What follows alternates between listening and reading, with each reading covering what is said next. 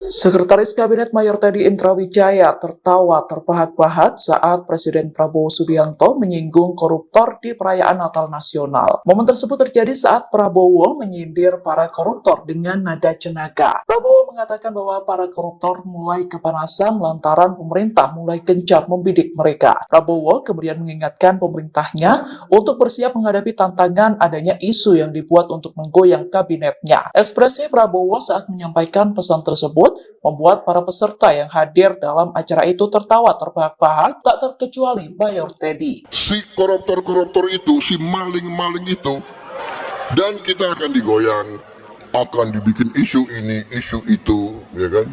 Ini karena acara Natal,